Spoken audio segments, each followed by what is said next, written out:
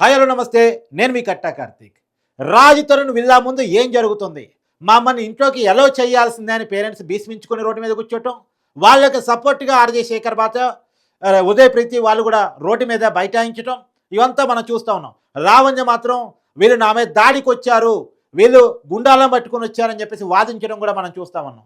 సరే ఏంటి, ఎవరి వాదన ఏంటి? ఈరోజే ఎందుకు ఆ ఇంట్లోకి వెళ్ళాలని పేరెంట్స్ కనిపించింది? వాళ్ళ డిమాండ్ ఏంటి? ఇప్పుడు ఇంతకీ రాజ్ తరుణ్ పేరెంట్స్ యొక్క డిమాండ్ ఆ ఇంట్లోకి వెళ్ళటమా, లేదు లావణ్యని ఆ ఇంట్లో నుంచి బయటికి పంపించటమా? ఈ విషయాలన్నీ కూడా మనం తెలుసుకునే ప్రయత్నం చేద్దాం. ఒకసారి వాళ్ళకి ఫోన్ కాంటాక్ట్ అయ్యే ప్రయత్నం మనం చేద్దాం. ఉదయ్ గారు నమస్కారం అండి.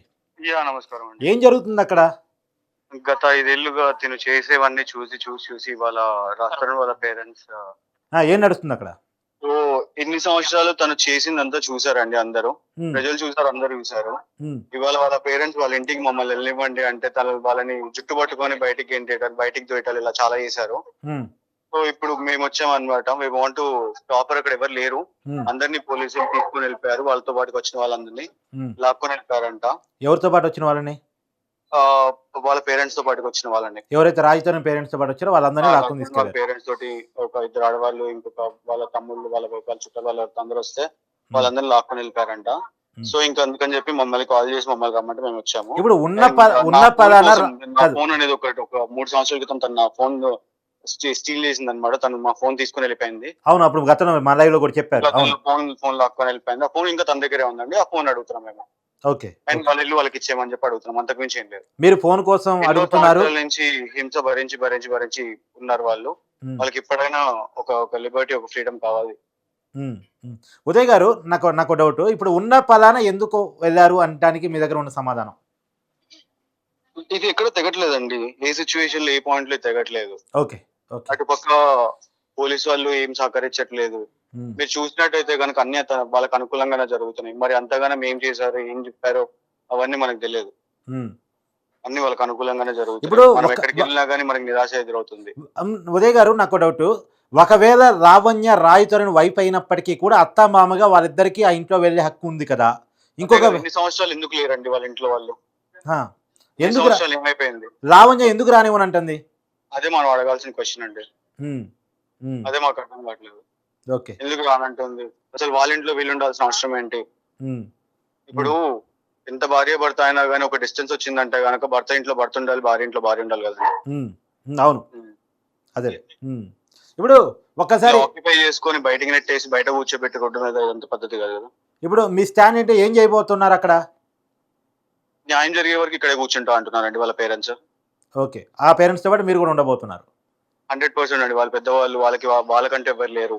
మీ మొబైల్ సంబంధించి ఏం చెప్తున్నారు? నా మొబైల్ నాకు ఇచ్చేసేమని చెప్పండి, మేము వెళ్ళిపోదాం.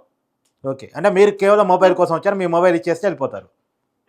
నా మొబైల్ నాకు ఇచ్చేసేమని చెప్పండి. అండ్ రాజ్ తరుణ్ వాళ్ళ పేరెంట్స్ ని కూడా వాళ్ళకి ఏదో ఒక సొల్యూషన్ చూపించమని చెప్పండి. అండ్ వాళ్ళ ఇల్లు వాళ్ళకి ఇచ్చేసేమని చెప్పండి. We have no problem. ఇప్పుడు ప్రీతికి ఒకసారి ఇవ్వరా?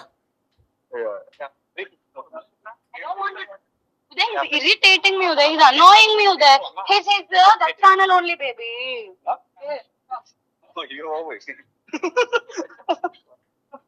హలో ప్రీతి. హలో ప్రీతి, నేను కార్తీక్ అండి. బాగున్నారా? బాగున్నానండి, మీరు ఎలా ఉన్నారు? బాగున్నాను, ఆఫ్టర్ లాంగ్ టైం. ఏంటి అక్కడ, ఏంటి ఇష్యూ, ఏం జరుగుతుంది, ఏంటి మీ డిమాండ్ ఏంటి, ఏమనుకుంటున్నారు? నా డిమాండ్ ఏమంటుంది, డే 1 నుంచి ఒకటే డిమాండ్, అది నా ఫోన్ నాకు ఇచ్చేయమని చెప్పి ఇప్పటికీ కూడా అదే చెప్తున్నా. అండ్ నేను ఆంటీ అంకుల్ వాళ్ళని ఇలా చూడలేక నేను నార్మల్ గా వాటర్ జ్యూస్ తీసుకోవడానికి వచ్చాను. రాగానే అందరూ ఇలా మీడియా ఛానల్ పెట్టి క్వశ్చన్ చేసేసరికి ఐఎమ్ ఆన్సరింగ్ ఎవ్రీవన్ అంతే.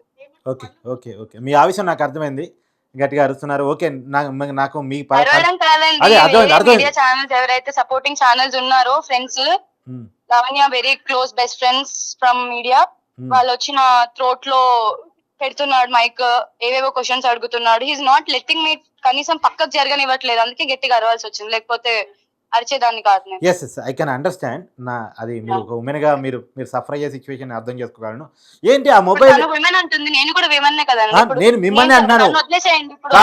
ఆంటీ మరి ఆంటీ విమెన్ కాదా? నేను మిమ్మల్ని ఉమెన్ అంటాను. ఇలా ఉన్నారు, వాళ్ళని చూసుకోవాల్సింది పోయి వాళ్ళని ఇలా చేస్తే తప్పు. ఇది వాళ్ళ ఇంటికి వాళ్ళు వచ్చారు, వాళ్ళ హక్కు ఉంది, వాళ్ళు వచ్చారు. అసలు తనకి ఏం హక్కు ఉందని చెప్పి ఉంటుందండి ఆ ఇంట్లో. Yes. ఏం హక్కు ఉందని చెప్పి ఉంటున్నా ఇంట్లో. ఎస్ ఎస్ ప్రీతి, నేను మిమ్మల్నే ఉమెన్ అన్నాను, మిమ్మల్ని అన్నాను నేను ఇందాక అన్నాను. సరే, ఇప్పుడు ఓకే సార్. ఇప్పుడు మీ మొబైల్ అడిగితే లావణ్య ఏం చెప్తుంది సమాధానం? అడిగారా ఇప్పుడు? నేను తనతో మాట్లాడాలనుకోవట్లేదు సార్. నేను హర్ట్ అయ్యాను సార్. లావణ్య అన్ని రోజులు నన్ను బాధ పెట్టింది, హింసించిన వ్యక్తులతో మాట్లాడే అంత పెద్ద మనసు కాదు సార్ నాది. ఓకే ఓకే, ఏముంది ఆ మొబైల్లో? ఏంటి ఆ మొబైల్ కోసం అంతగానం కొట్టాట?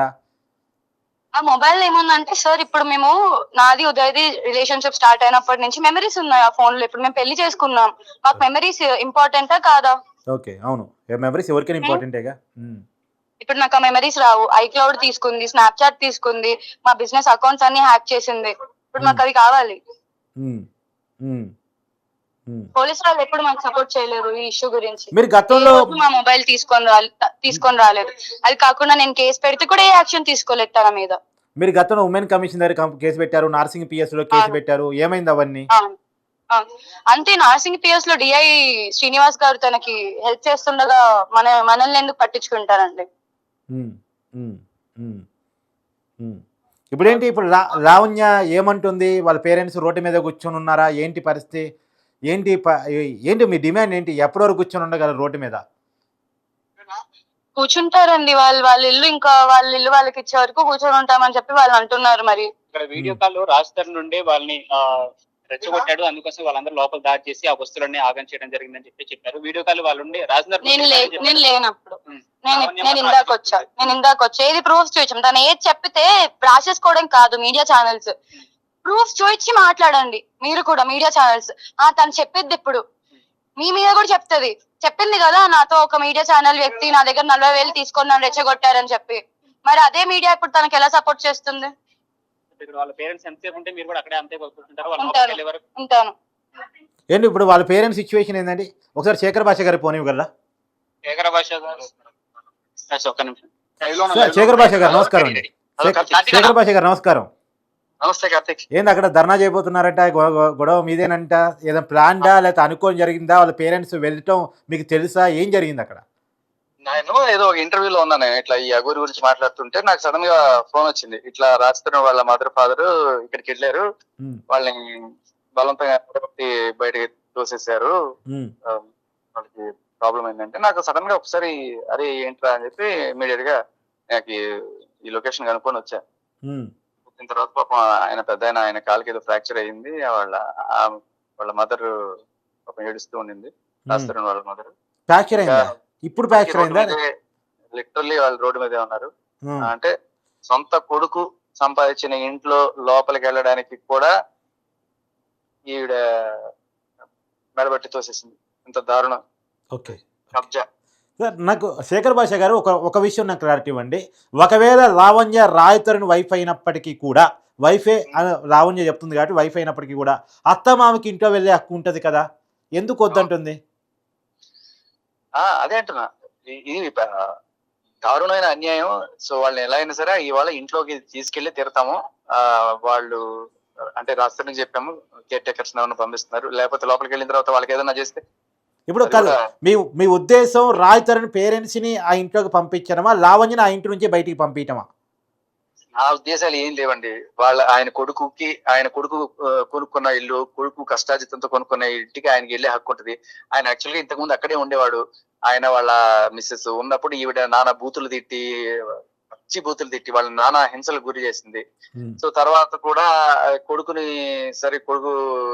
చూసి ఆయన కామ్ గా ఉన్నాడు. బట్ తర్వాత ఆయన కాల్ ఆపరేషన్ కోసం ఎక్కడికో వెళ్ళారు. ఆ టైంలోనే ఈవిడ డ్రగ్స్ కేసులో పట్టుబడింది. 45 రోజులు చెంచల్గూడ జైల్లో ఉండొచ్చింది. ఇంకా తిరిగి వచ్చిన తర్వాత మళ్ళీ ఈ డ్రగ్స్ కేసులో మమ్మల్ని కూడా ఏమైనా ఇన్వాల్వ్ చేస్తారేమో ఆ ఇంట్లో ఉంటే అని చెప్పి రాస్తారను అండ్ ఫ్యామిలీ కొంచెం దూరంగా ఉంటూ వచ్చారు. బట్ రోజు రోజుకి ఈవిడ మీద వచ్చే కంప్లైంట్స్ పెరిగిపోతున్నాయి. ఇక్కడ ఈ దీని నుంచి, ఎక్కడ నుంచి? ఈ సొసైటీ నుంచి. ఆ సొసైటీ మెంబర్స్ ఎవరైనా ఇన్వాల్వ్ అయ్యే ప్రయత్నం చేశారా? మీతో మాట్లాడే ప్రయత్నం చేశారా? ఏమైనా చెప్తున్నారు వాళ్ళు? ఎవరు? ఆ సొసైటీ వాళ్ళు. అదే సొసైటీ వాళ్ళందరూ చెప్పేది అదే, చాలా పెద్ద న్యూసెన్స్ అండి ఇక్కడ మాకు ఈవిడ అని చెప్పి వాళ్ళు. ఆవిడ సొసైటీ జాయింట్ సెక్రటరీ ఎవరో, మరి ఆవిడ కూడా వచ్చి చాలా గట్టిగా చెప్పింది. అండ్ ఇది చాలా చండాలంగా. శేఖర్ భాష గారు ఒక్క మాట నాకు ఫైనల్ గా చెప్పండి. ఇప్పుడు మీ డిమాండ్ రాయ్ తరుణ్ పేరెంట్స్ నా ఇంట్లో పంపించడమా? వెళ్తున్నారు వాళ్ళు ఇప్పుడు అదే పనిలో ఉన్నారు. మన వాళ్ళు షూట్ కూడా చేస్తున్నారు. సరే. రాజ్ తరుణ్ పేరెంట్స్ వాళ్ళ ఇంట్లోకి వెళ్తున్నారు. Okay okay okay thank you. అది ఇప్పుడు లావణ్య ఇంటి దగ్గర ఉన్నటువంటి పరిస్థితి. ఇప్పుడే మనకు అందుతున్నటువంటి ఇమ్మీడియట్లీ బ్రేకింగ్ ఏంటంటే మొత్తానికి లావణ్య రాయ్ తరుణ్ పేరెంట్స్ని ఇంట్లోకి ఎలా చేస్తున్నట్టు తెలుస్తుంది. రాయ్ తరుణ్ పేరెంట్స్ ఆ ఇంట్లోకి వెళుతున్నట్టు కూడా మనకి సమాచారం అందుతుంది. మరి లావణ్య ఏం చేయబోతుంది, వాళ్ళని మళ్ళా అడ్డుకునే ప్రయత్నం చేస్తా ఏంటి అన్నటువంటిది చూడాల్సి ఉంది ఖచ్చితంగా. కానీ ఖచ్చితంగా ఒక రకంగా మనం మాట్లాడుకున్నప్పుడు ఆ న్యాయపరమైనటువంటి ఇష్యూస్ కూడా దీంట్లో ముడిపడి ఉన్నాయి. కోర్టులో కేసు ఉంది. కోర్టులో కేసు ఉన్నప్పటికీ కూడా వాస్తవానికి ఇప్పుడు వెళ్ళే అవసరం ఏమొచ్చింది అనేటువంటిది కూడా ఒక చర్చ నడుస్తూ ఉంది. కానీ ఏది ఏమైనా రాయ్ తరుణ్ పేరెంట్స్కి ఆ ఇంట్లో వెళ్ళే హక్కు ఉంది అని చెప్పేసి ఆర్జే శేఖర్ భాష కానీ, ఈవెన్ దో వాళ్ళ పేరెంట్స్ కానీ, ఆ పేరెంట్స్కి సపోర్ట్గా నిలుస్తున్నటువంటి ఉదయ్ ప్రీతి కానీ, అంటే గతంలో లావణ్య బాధితురాలుగా చెప్తున్నటువంటి ప్రీతి కానీ గట్టిగా చెప్తా ఉన్నారు. మొత్తంగా ఎట్టి పరిస్థితుల్లో రాయ్ తరుణ్ పేరెంట్స్ నా ఇంట్లో పంపి తీరుతామని చెప్పేసి భీష్మించుకొని రోడ్డు మీద కూర్చున్నారు. వాళ్ళు పోయిన వెంటనే లావణ్య మెడబట్టుకొని బయటికి నెట్టింది అనేటువంటి విషయాన్ని కూడా మనకి వాళ్ళు చెప్తా ఉన్నారు. కానీ ఏది ఏమైనా సరే ఆ ఇల్లు ఒకవేళ లావణ్య రాయ్ తరుణ్ అయిపోయినప్పటికీ కూడా ఆ ఇంట్లో అత్తమామగా ఇంట్లో ఉండే అవకాశం ఉంది అనేటువంటిది ఆర్జే శేఖర్ భాష చెప్తున్నటువంటి మాట. చూద్దాం ఏం జరగబోతుంది ఏంటి, ఇది మళ్ళీ ఇంకా ఎన్ని ఎపిసోడ్లు కొనసాగే అవకాశం ఉంది. Lavanya versus Shekhar Basha, Lavanya versus Raj Tarun, Lavanya versus Raj Tarun parents, ఇది దఫాలుగా ఎపిసోడ్లుగా నడుస్తూ ఉంది. గతంలో మనం చూసాం లావణ్య వర్సెస్ ఉదయ్ ప్రీతి. ఇలా ఇంకా ఎన్ని ఎపిసోడ్లు కొనసాగే అవకాశం ఉంది అన్నట్టు కూడా చూడాల్సిన పరిస్థితి కనపడతా ఉంది.